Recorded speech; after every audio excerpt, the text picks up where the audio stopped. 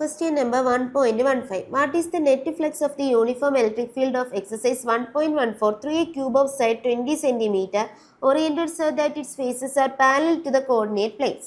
എന്താ പറഞ്ഞിട്ടുള്ളത്? അതായത് നമ്മൾ നേരത്തെ വരച്ച അതേ ഫിഗർ തന്നെ ഒന്ന് വരയ്ക്കാം. ഇതാണ് എക്സ്, ഇത് നമ്മുടെ വൈ ആക്സിസ്, ഇത് നമ്മുടെ ഇസഡ് ആക്സിസ്. ഓക്കെ അല്ലേ? ഇനി എന്ത് ചെയ്യുന്നു? ഇവിടെ ഞാനൊരു ക്യൂബ് കൊണ്ട് വയ്ക്കുന്നു. എന്ത് വയ്ക്കുന്നടാ? ക്യൂബ് കൊണ്ട് വയ്ക്കുന്നു. ഓക്കെ അല്ലേ? ക്യൂബ്. ഓക്കെ. ഇനി എന്തോടെ പറഞ്ഞിട്ടുള്ളതെന്ന് വെച്ചാൽ എന്താ, ഈ ഒരു ക്യൂബിലൂടെ ഉള്ള ഒരു ക്യൂബ് ഓഫ് ഈ ഒരു ക്യൂബിൻ്റെ സൈഡ് എന്ന് പറയുന്നത് എത്രയാണെന്ന് അറിയാമോ? 20 സെൻറ്റിമീറ്റർ ആണ്. അങ്ങനെയുള്ള ഈ ഒരു ക്യൂബിക്കൂടെ ഉള്ള നെറ്റ് ഫ്ലക്സ് എത്രയാണെന്നാണ് ക്വസ്റ്റ്യൻ. ഓക്കെ അല്ലേ? ഓക്കെ. അപ്പോൾ നമ്മളിവിടെ അറിയേണ്ട ഒരു കാര്യം എന്ന് പറഞ്ഞാൽ ഇവിടെ എന്താണ്? യൂണിഫോം ഇലക്ട്രിക് ഫീൽഡാണ്. യൂണിഫോം ഇലക്ട്രിക് ഫീൽഡ് എന്ന് പറയുമ്പോൾ അതായത് പാരലൽ ആയിട്ടുള്ള ഇലക്ട്രിക് ഫീൽഡാണ്, ഇലക്ട്രിക് ഫീൽഡ് ലൈൻസ് ആണ്.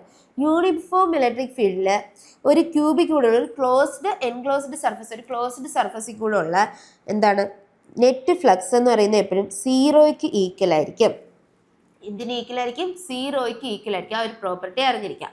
ഒരു യൂണിഫോം ഇലക്ട്രിക് ഫീൽഡിൽ ഒരു ക്ലോസ്ഡ് സർഫസിൽ കൂടെ ഉള്ള അല്ലെങ്കിൽ ഒരു ക്യൂബ് ആയിക്കോട്ടെ, അതിൽ എന്തിലൂടെ ഉള്ളാലും നെറ്റ് ഫ്ലക്സ് എന്ന് പറയുന്നത് എത്രയായിരിക്കും? ഇവിടെ യൂണിഫോം ഇലക്ട്രിക് ഫീൽഡ് ആണെങ്കിൽ അത് സീറോ ആയിരിക്കും. അതെങ്ങനെ സീറോ ആകുന്നതെന്ന് അറിയാമോ? ഇവിടുന്ന് എത്ര ഇലക്ട്രിക് ഫീൽഡ് ലൈൻസ് എൻ്റർ ചെയ്യോ അത്രയും ഇലക്ട്രിക് ഫീൽഡ് ലൈൻസ് എന്ത് ചെയ്യും? ഇവിടുന്ന് ലീവ് ചെയ്യും. യൂണിഫോം ഇലക്ട്രിക് ഫീൽഡ് ആണെങ്കിൽ ഇവിടുന്ന് എന്ത് ചെയ്യും? പുറത്തോട്ടും. ഇവിടെ എത്ര ഫ്ലക്സ് ആണോ ഉള്ളത് ആ ഒരു ഫ്ലക്സ് എന്ത് ചെയ്യും? ഈ ഒരു സർഫസിൽ നിന്ന് എന്ത് ചെയ്യടാ? ഇപ്പുറത്ത് ഇറങ്ങിപ്പോയിക്കൊണ്ടേയിരിക്കും. അങ്ങനെ എന്ത് ചെയ്യും? യൂണിഫോം ഇലക്ട്രിക് ഫീൽഡ് ആയതുകൊണ്ട് അവിടുത്തെ ഒരു നെറ്റ് ഫ്ലക്സ് എന്തായി പോടാ? സീറോ ആയി പോകും. അപ്പം നമുക്ക് എങ്ങനെ പറയാം? The number of field lines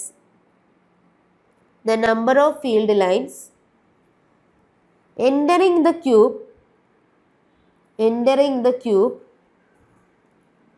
is equal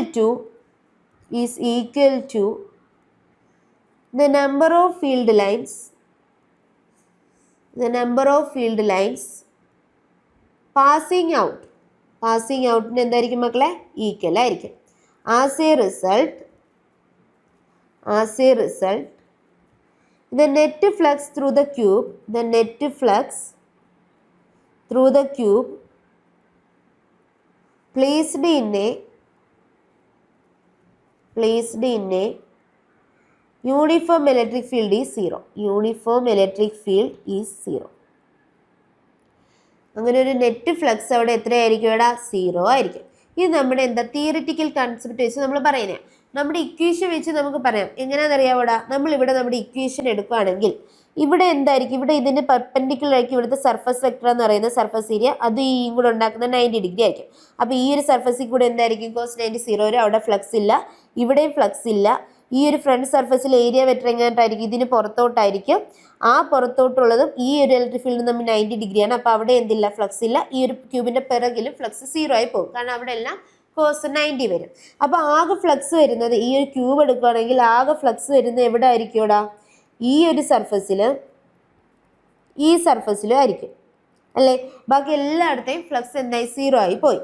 ഇവിടെ എത്ര വരും? ഈ ഒരു സർഫസിൽ ഫ്ലക്സ് എത്ര വരും? ഇവിടുന്ന് ഇലക്ട്രിക് ഫീൽഡ് ഇങ്ങോട്ട്, ഏരിയ വെക്ടർ ഇങ്ങോട്ട്. അതായത് രണ്ടുപേരും തമ്മിലുള്ള ആംഗിൾ എത്രയാണ്?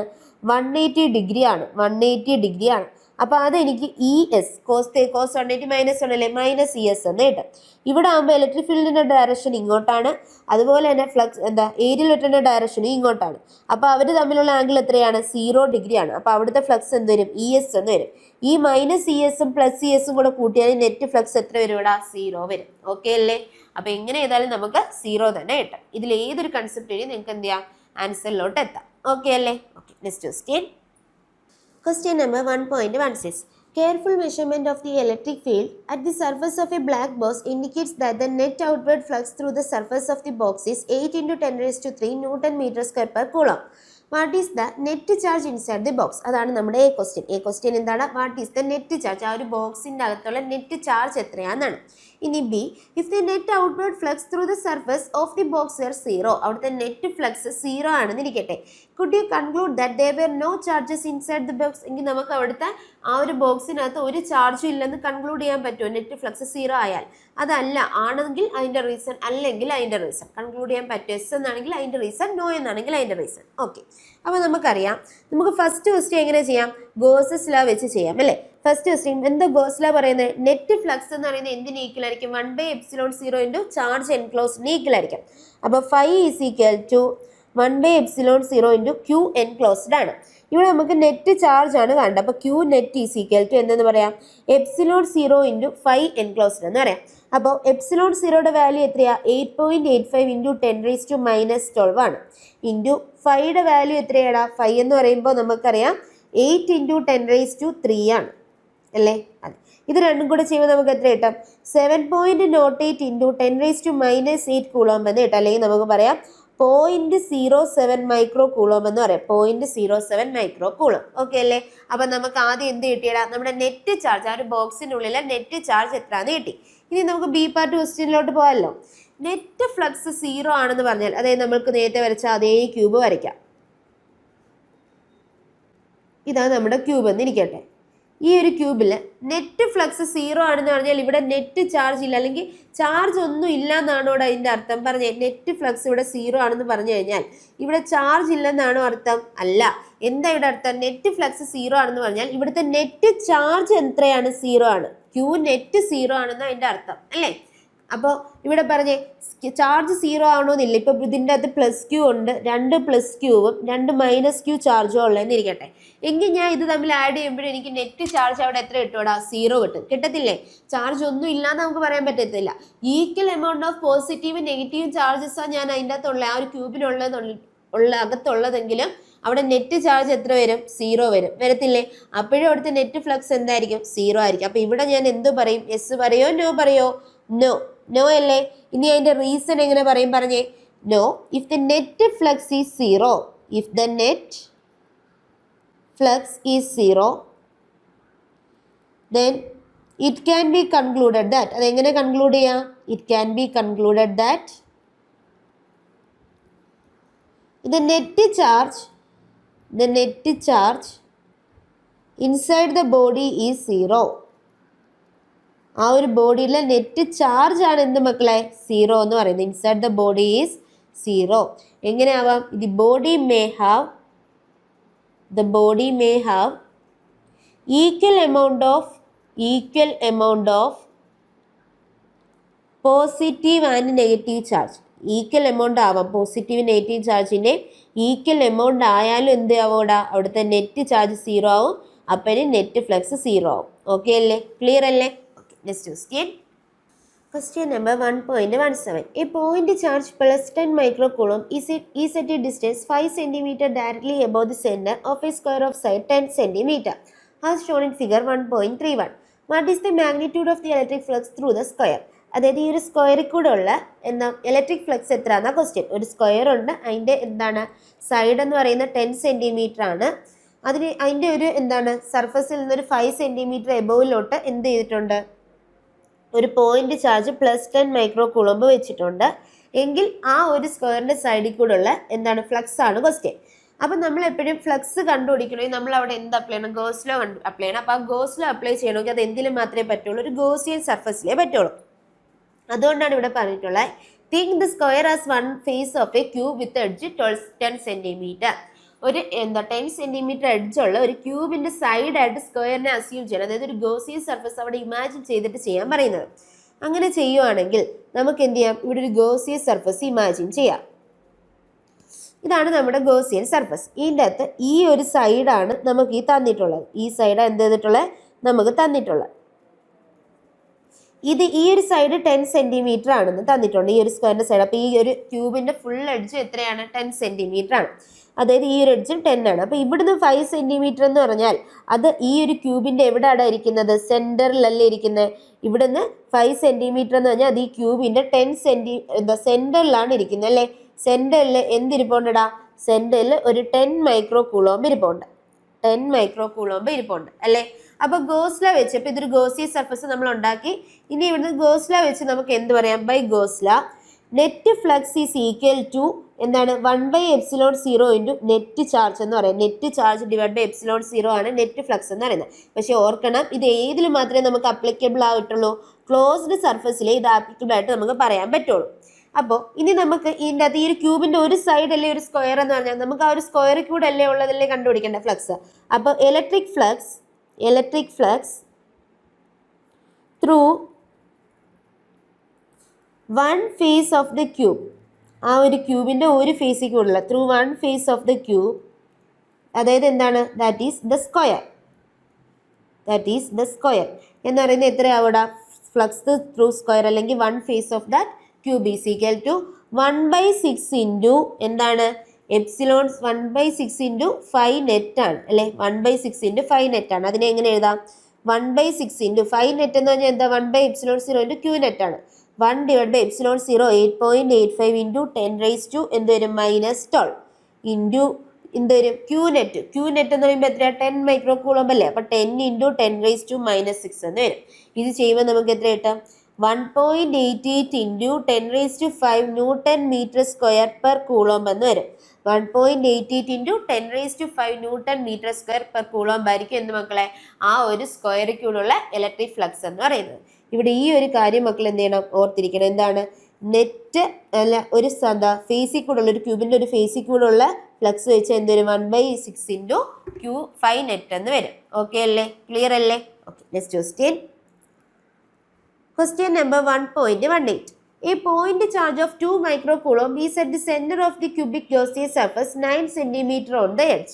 9 cm edge ഉള്ള ഒരു ക്യൂബ് ഉണ്ട്. ആ ക്യൂബിന്റെ സെന്ററിൽ എന്തുണ്ട്? ഒരു 2 മൈക്രോ കൂളോംബ് ചാർജ് ഉണ്ട് എങ്കിൽ net electric flux through the surface, ഈ ഒരു ക്യൂബിന്റെ സർഫസിൽ കൂടെ ഉള്ള നെറ്റ്, അതിന്റെ ഒരു ഒരു ഫേസിലൂടെ ഒന്നുമല്ല, നെറ്റ് എന്താണ്?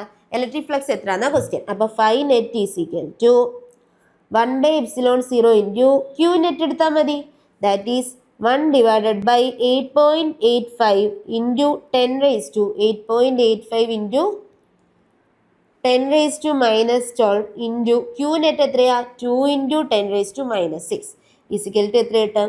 2.26 into 10⁵ newton metre square per coulomb എന്ന് കിട്ടും.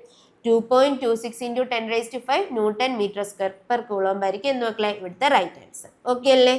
Next question. Question number 1.19. A point charge causes an electric flux of -1 into 10⁻³ Newton meter square per coulomb to pass through a spherical Gaussian surface of 10 cm radius centered on the charge. A. If the radius of the Gaussian surface were doubled, how much flux would pass through the surface? B part, what is the value of the point charge? എന്ത് പറഞ്ഞിട്ടുള്ള ഒരു point charge ഉണ്ട്, അതൊരു electric flux cos ചെയ്യുന്നുണ്ട്. ആ electric flux എത്ര തന്നിട്ടുണ്ട്? 5 is equal to -1 into 10⁻³ newton metre square per coulomb എന്ന് തന്നിട്ടുണ്ട്.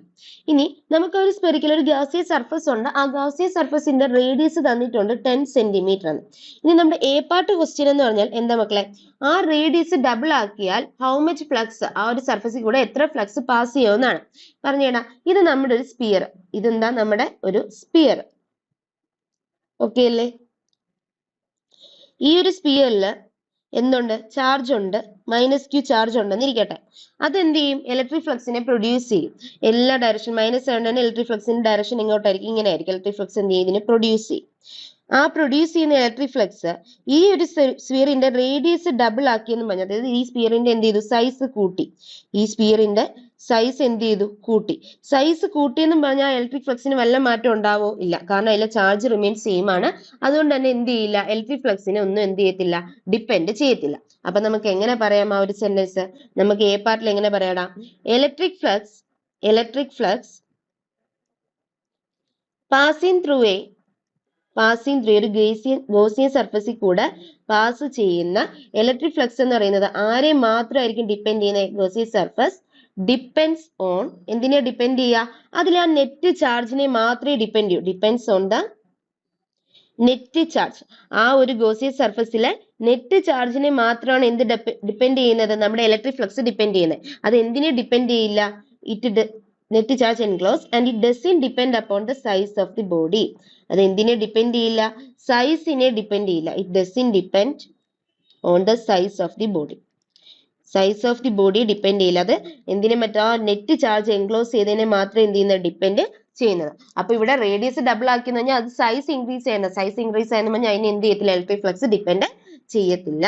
അപ്പൊ എന്ത് ചെയ്യത്തില്ല, ഇത് സെയിം തന്നെ ആയിരിക്കും. എത്രയായിരിക്കും അപ്പോഴും ഉണ്ടാവുന്ന ഇലക്ട്രിക് ഫ്ലക്സ് എന്ന് പറയുന്നത്, -1 × 10⁻³ newton metre square per coulomb തന്നെ ആയിരിക്കും. ഓക്കെ അല്ലേ? ഓക്കെ.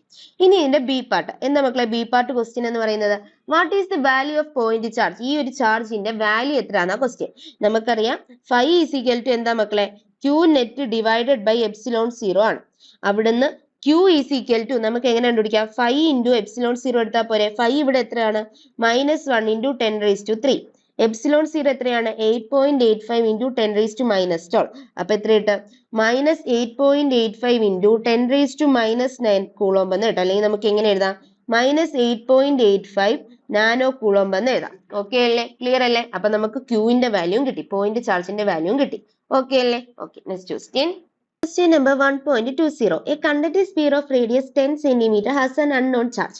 ഒരു കണ്ടക്ടീവ് സ്പിയർ ഉണ്ട്, അതിന്റെ റേഡിയസ് എത്രയാണ്, 10 സെന്റിമീറ്റർ ആണ്. ആ 10 സെന്റിമീറ്റർ ഉള്ള ആ ഒരു കണ്ടക്ടീവ് സ്പിയറിന് ഒരു അൺനോൺ ചാർജ് ഉണ്ട്. ഓക്കെ അല്ലേ? Okay. If the electric field 20 cm from the center of the sphere, ഇതിന്ന് 20 cm അകലെയുള്ള എന്ത് ചെയ്യുന്നു, ഒരു ഇലക്ട്രിക് ഫീൽഡ് പ്രൊഡ്യൂസ് ചെയ്യുന്നു. Is 1.5 × 10⁻³ newton per coulomb. അതായത് ഈ 20 സെന്റിമീറ്റർ ദൂരം എന്ത് ചെയ്യുന്നു, ഇലക്ട്രിക് ഫീൽഡ് പ്രൊഡ്യൂസ് ചെയ്യുന്നു. അത് എത്രയാണ്, 1.5 × 10⁻³ ന്യൂട്ടൺ പെർ കൂളോംബ് ആണ്. And points radially inward. അതായത് എന്തോ പറഞ്ഞിട്ടുള്ള ഈ ഒരു ഇലക്ട്രിക് ഫീൽഡ് ഇൻവേർഡിൽ പോയിന്റ്സ് ചെയ്യുന്നത്. അതായത് ഇങ്ങനെയാണ് ഇലക്ട്രിക് ഫീൽഡിന്റെ ഡയറക്ഷൻ ഇൻവേർഡിലോട്ടാണ്. അങ്ങനെ ഇലക്ട്രിക് ഫീൽഡിന്റെ ഡയറക്ഷൻ ഇൻവേർഡിലോട്ടാണെന്ന് പറഞ്ഞാൽ നമുക്ക് അവിടുന്ന് മനസ്സിലാവും എന്താണ്, ഇതിന്റെ അകത്തുള്ള ആ ഒരു പോയിന്റ് ചാർജ് എന്ന് പറയുന്നത് എന്ത് ചാർജാണ്, നെഗറ്റീവ് ചാർജ് ആണ്. കാരണം നെഗറ്റീവ് ചാർജ് ആണെങ്കിലാണ് ഇലക്ട്രിക് ഫീൽഡ് എന്ത് ചെയ്യുന്നത്, റേഡിയലി, അതായത് ഡയറക്ഷൻ ഇൻവേർഡ്സ്, റേഡിയലി ഇൻവേർഡ് ആവുന്നത്. അവിടെ ഒരു പോസിറ്റീവ് ചാർജ് ആയിരുന്നെങ്കിൽ അത് എന്ത് ചെയ്തേനെ, റേഡിയലി ഔട്ട്വേർഡ് ആണ്. ഇലക്ട്രിക് ഫീൽഡിന്റെ ഡയറക്ഷൻ എന്ത് ചെയ്തേനെ, ഔട്ട്വേർഡ്സിലോട്ട് പ്രൊജക്ട് ചെയ്തേനെ. അപ്പൊ ഇത് ഇൻവേർഡിലോട്ടാണ്, അല്ലെങ്കിൽ ഇലക്ട്രിക് ഫീൽഡ് ഉള്ളിലോട്ടാ ഡയറക്ഷൻ എന്ന് പറഞ്ഞതിലൂടെ നമുക്ക് മനസ്സിലായി ഇവിടുത്തെ അൺനോൺ ചാർജ് എന്ന് പറയുന്നത് എന്താ മക്കളെ, നെഗറ്റീവ് ചാർജ് ആണെന്ന് മനസ്സിലായി. ഇനി നമുക്ക് എന്തോ കണ്ടുപിടിക്കണ്ടേ, what is the net charge on the sphere. അതൊരു നെഗറ്റീവ് ചാർജ് ആണ്. ആ ചാർജ് എത്രയാണെന്ന് നമുക്ക് കണ്ടുപിടിക്കണ്ടേ. നമുക്കറിയാം ഇലക്ട്രിക് ഫീൽഡിന്റെ ഇക്വേഷൻ എന്താ, kq/r² ആണ്. ഒരു പോയിന്റിലെ ഇലക്ട്രിക് ഫീൽഡിന്റെ ഇക്വേഷൻ എന്താ, kq/r². ഇവിടുന്ന് q = എന്ത് കിട്ടും, E r² divided by k എന്ന് കിട്ടും. എന്ത് കിട്ടും, E r² divided by k എന്ന് കിട്ടും. യുടെ വാല്യൂ എത്രയാണ്, 1.5 × 10⁻³ ഇൻറ്റു r എത്രയാണ്, 20 സെന്റിമീറ്റർ. ഈ ഒരു ഡിസ്റ്റൻസിലുള്ള അപ്പൊ 20 സെന്റിമീറ്റർ. അപ്പൊ നമുക്ക് എങ്ങനെ എഴുതാം, 20 × 10⁻² ഡിവൈഡഡ് ബൈ k യുടെ വാല്യൂ എത്ര, k എന്ന് പറഞ്ഞാൽ 1/4πε0 എന്താണ്, 9 × 10⁻⁹. അപ്പൊ ഇതിന് എങ്ങനെ എഴുതാടാ, 1.5 × 10⁻³ ഇൻറ്റു 20യുടെ സ്ക്വയർ എന്ന് കിട്ടും അല്ലെ. 20യുടെ സ്ക്വയർ എന്ന് കിട്ടിയാൽ നമുക്ക് അതിനെ എങ്ങനെ എഴുതാം, 400 ഇൻറ്റു 20യുടെ സ്ക്വയർ 400 ഇൻറ്റു 10⁻²ന്റെ സ്ക്വയർ 10⁻⁻4 ഡിവൈഡഡ് ബൈ 9 × 10⁻⁹. ഓക്കെ അല്ലെ. ഇതിന് എനിക്ക് എങ്ങനെ എഴുതാം, 1.5 ഇൻറ്റു 400 ഉണ്ട്. ഈ 100ഉം 10⁻⁻4ഉം കൂടെ എന്താവും, 10⁻² ആവും അല്ലെ. ആ 10⁻² ഇതും കൂടെ 10 ആവും. അപ്പൊ 1.5 into 4 into 10 divided by 9 into 10⁻⁹ എന്ന് കിട്ടും. ഇതുകൂടെ വെട്ടി 10⁸ കിട്ടും. ഇനി എനിക്ക് എങ്ങനെ എഴുതാൻ പറ്റും, എനിക്ക് ചെയ്യുമ്പോൾ 2/3 ഇൻറ്റു 10⁻⁻8 എന്ന് കിട്ടും. അതിനെ എനിക്ക് എത്ര എഴുതാം, 0.667 ഇൻറ്റു 10⁻⁻8 കൂളോംബ് എന്ന് എഴുതാം. എനിക്കിവിടെ 0.667 ഇൻറ്റു 10⁻⁻8 കൂളോംബ്.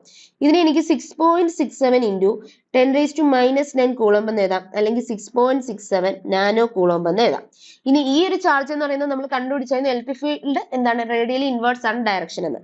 അതുകൊണ്ട് ഇത് എന്തായിരിക്കും, മൈനസ് ചാർജ് ആയിരിക്കും. അപ്പൊ -6.67 നാനോ കൂളോംബ് എന്ന് കിട്ടും. ഓക്കെ അല്ലേ, ക്ലിയർ അല്ലേ question. Okay. Next question. Question number 1.21. A uniformly charged conductive sphere of 2.4 meter diameter has a surface charge density of 18 microcoulomb per meter square.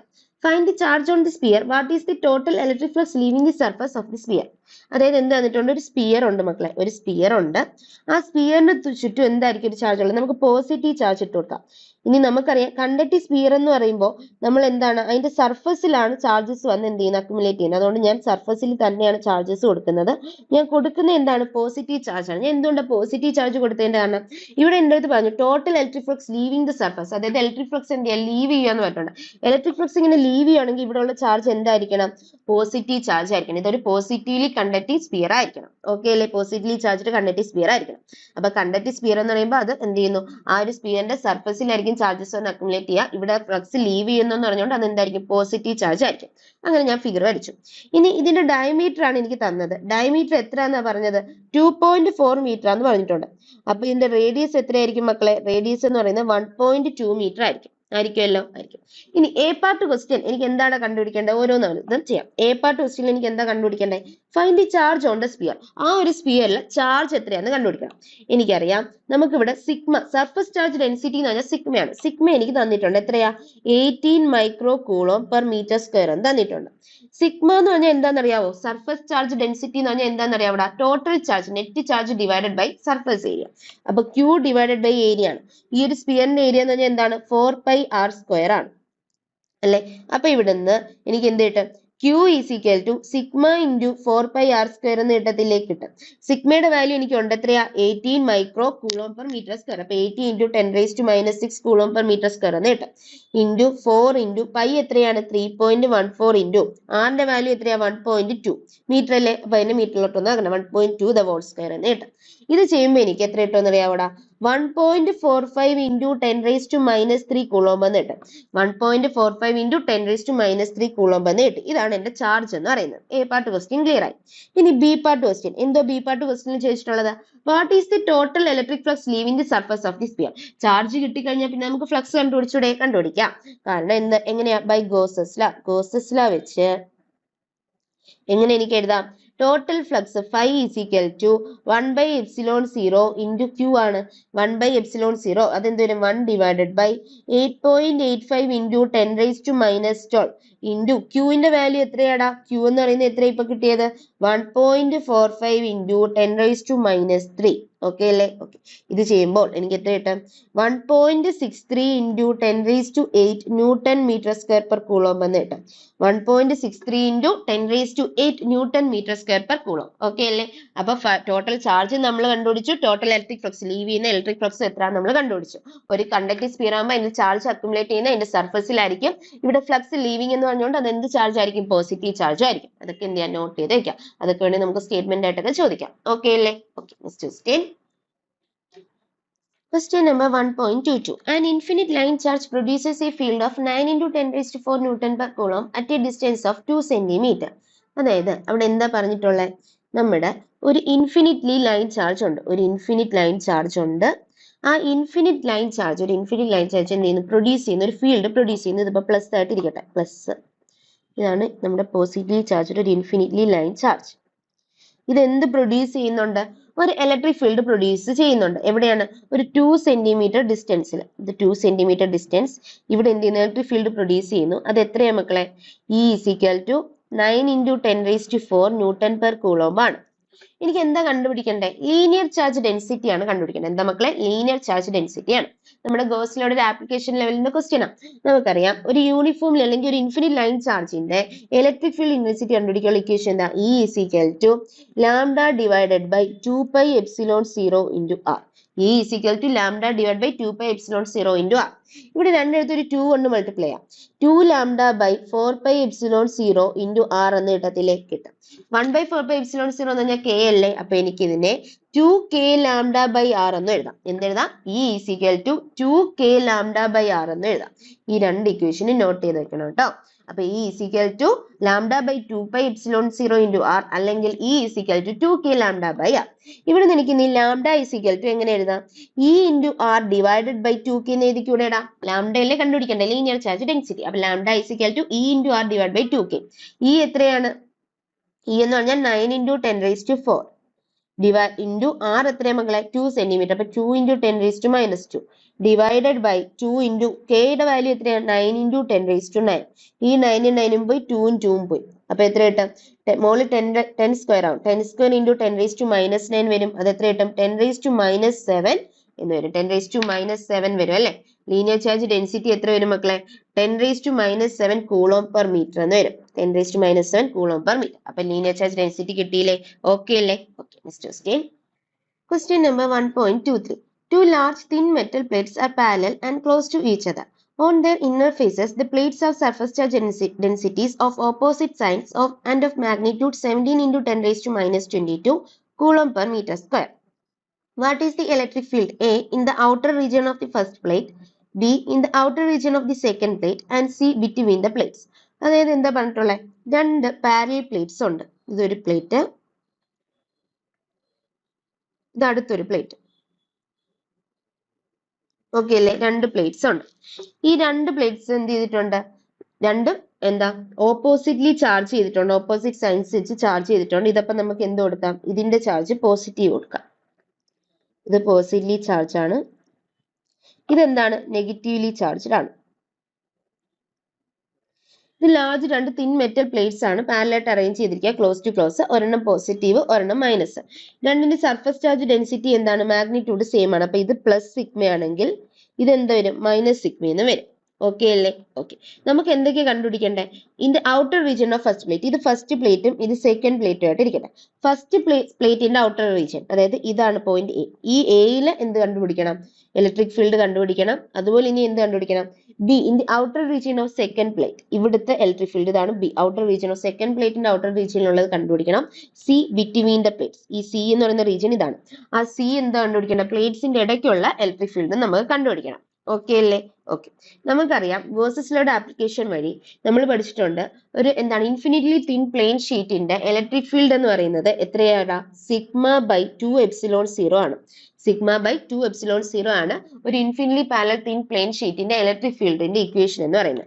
E = σ/2ε0. നമ്മുടെ Gauss's law വഴി നമ്മൾ പഠിച്ചതാണ് അത്. Okay അല്ലേ? ഓക്കെ. ഇനി ഇവിടെ നോക്കിയേ, ഇവിടെ നമ്മൾ ഈ ഫസ്റ്റ് ഉണ്ട്, ഇവിടെ അതായത് ഈ തിൻ ഫസ്റ്റ് ഷീറ്റും ഉണ്ട്, ഫസ്റ്റ് മെറ്റൽ പ്ലേറ്റ് അല്ലെങ്കിൽ ഈ ഫസ്റ്റ് ഷീറ്റും ഉണ്ട്. എയിലും സിയിലും ഉണ്ടാവുന്ന ഇലക്ട്രിക് ഫീൽഡിന്റെ ഡയറക്ഷൻ എങ്ങനെ ആയിരിക്കും എന്നാ പറയുന്നത്. ഈ ഫസ്റ്റ് ഷീറ്റും ഉണ്ട്, ഇത് പോസിറ്റീവ്ലി ചാർജ് അല്ലേ. അപ്പൊ ഇവിടുത്തെ ഇലക്ട്രിക് ഫീൽഡിന്റെ ഡയറക്ഷൻ എങ്ങനെ ആയിരിക്കും? റേഡിയലി ഔട്ട്വേർഡ് ആയിരിക്കും. അപ്പൊ ഈ വൺ ഇവിടെ എങ്ങനെ ആയിരിക്കും? ഇവിടെ ഇങ്ങോട്ടായിരിക്കും. ഇവിടെ പോസിറ്റീവ് ചാർജ് അല്ലേ. അപ്പൊ ഈ സിയിലെ ഇലക്ട്രിക് ഫീൽഡ് ഡയറക്ഷൻ എങ്ങോട്ടായിരിക്കും? റേഡിയലി ഔട്ട്വേർഡ് ആയിരിക്കും ഇവിടുത്തെ ഡയറക്ഷൻ. ഇവിടെ ഈ പോസിറ്റീവ് ചാർജ് കൊണ്ട് ഇലക്ട്രിക് ഫീൽഡിന്റെ ഡയറക്ഷൻ എങ്ങോട്ടായിരിക്കും? ഔട്ട്വേർഡ് ആയിരിക്കും. അപ്പൊ ഈ വണ്ണിൻ എല്ലായിടത്തും ഉള്ള ഡയറക്ഷൻ നമ്മൾ എന്ത് ചെയ്തു? കൊടുത്തു കഴിഞ്ഞു. ഇനി ഈ സെക്കൻഡ് പ്ലേറ്റ് കൊണ്ട് ഓരോ സൈഡിലും ഉണ്ടാവുന്ന ഡയറക്ഷൻ, ഇലക്ട്രിക് ഫീൽഡിന്റെ ഡയറക്ഷൻ എങ്ങനെയാണെന്ന് നമുക്ക് പറയാം. ഓക്കെ അല്ലേ? ഓക്കെ. സെക്കൻഡ് പ്ലേറ്റും ഉണ്ട്. ഇവിടെ ഉണ്ടാവുന്ന ഡയറക്ഷൻ എങ്ങനെ ആയിരിക്കും? ഈ ഒരു ഫസ്റ്റ് റീജിയനിൽ ഉണ്ടാവുന്ന ഡയറക്ഷൻ എന്തായിരിക്കും? ഇത് നെഗറ്റീവ് പ്ലേറ്റ് അല്ലേ. അപ്പൊ അതെന്തിന്? അട്രാക്ട് ചെയ്യും. അപ്പൊ ഇവിടെ E2ന്റെ ഡയറക്ഷൻ ഇങ്ങോട്ടായിരിക്കും, അതിനെ അട്രാക്ട് ചെയ്യും. ഇവിടെ E2 ഇതല്ലേ, അപ്പൊ 2നെ അട്രാക്ട് ചെയ്യും. അപ്പൊ E2ന്റെ ഡയറക്ഷൻ എങ്ങോട്ടായിരിക്കും? ഇങ്ങോട്ടായിരിക്കും. ഇവിടെ എന്ത് ചെയ്യണം? ഈ സെക്കൻഡ് പ്ലേറ്റിനെ അട്രാക്ട് ചെയ്യും, റേഡിയലി ഇൻവേർസ് ആവും ഇലക്ട്രിക് ഫീൽഡിന്റെ ഡയറക്ഷൻ. അപ്പൊ എന്ത് ചെയ്യും?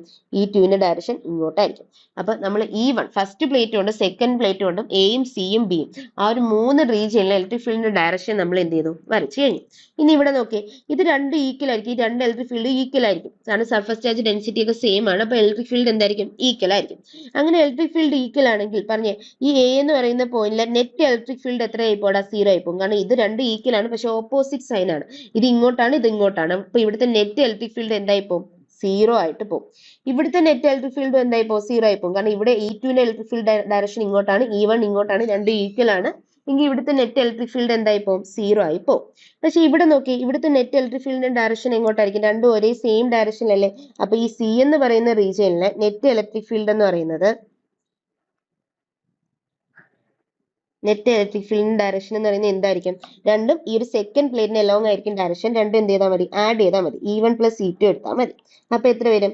σ/2ε0 + σ/2ε0 എന്ന് വരും. = 2 × σ/2ε0. അത് എത്ര കിട്ടൂടാ? σ/ε0 എന്ന് കിട്ടും. ഓക്കെ അല്ലേ? അതിന്റെ ഡയറക്ഷൻ എങ്ങോട്ടായിരിക്കും? Towards the negatively charged plate ആയിരിക്കും.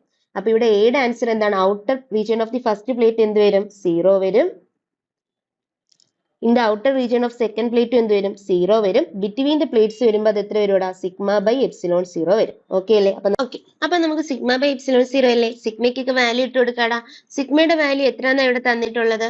17.7 0 into 10 raised to minus 22. അപ്പോൾ 17 into 10 raised to minus 22 divided by epsilon 0യുടെ വാല്യൂ എത്രയാ 8.85 into 10 raised to minus 12 is equal to എത്ര കിട്ടും 1.92 into 10 raised to minus 10 newton per coulomb എന്ന് കിട്ടും. Okay അല്ലേ? അപ്പൊ നമുക്ക് ഇലക്ട്രിക് ഫീൽഡ് കിട്ടിയില്ലേ? ഇലക്ട്രിക് ഫീൽഡ് എവിടെ മാത്രമേ ഉണ്ടാവൂ?